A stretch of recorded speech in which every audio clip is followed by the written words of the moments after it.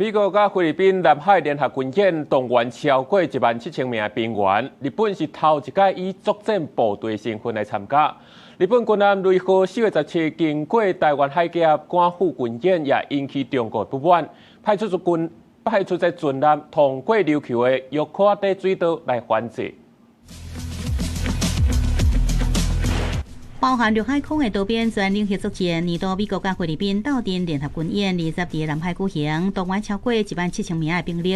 日本头一摆以作战部队身份参加演训，也要伫面向台湾海峡区域实施反舰飞弹、拍沉的演练，互认为是美日非这国家伫释放有能力防守强军的信号。 的确是有可能会去做到一个联合打击或者是资讯传递的效果，希望借此去封锁解放军，或者是去限制解放军在第一岛链的一些相关行动。不过，这次日本护卫舰雷号经过台海要去演习，就引发中国方面不满。强军东部战区19组织133号舰艇编队通过琉球群岛的环东水道，日本防卫省公布监控强舰相片甲航迹图。包头舰与其他舰艇组成的编队。 强军讲是要进入西太平洋湾海演训，互认为若要反制日本，更加是要伫全社会进前向美方表示态度，得到更加多谈判的条件。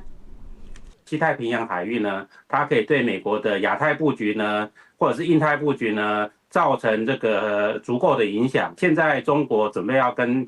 川普呢进行这个首脑会谈的时候，所准备的牌。 中方操作台海议题向周围国家施加压力，咱国防部长顾立勇讲，强舰经过琉球群岛属有个案不便评论，不过拢运用联合情报资料掌握西科威的动态。也来日本唔拿甲第一岛链的国家合作，也个澳洲确定 MOU， 会以海上自卫队上新的最上级护卫舰来做基础，联合开发澳洲的新军舰。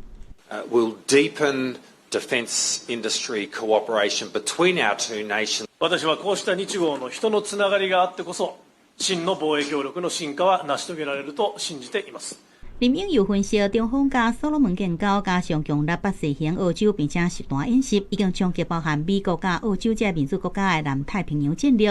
澳洲加日本合作，若要加强军备，也是表示双方未来有联合作战的可能性，要阻止中方愈来愈扩张的军事威胁。咱国防部也掌握强军辽宁号航舰20日经过台海，各军也严密监控。记者综合报道。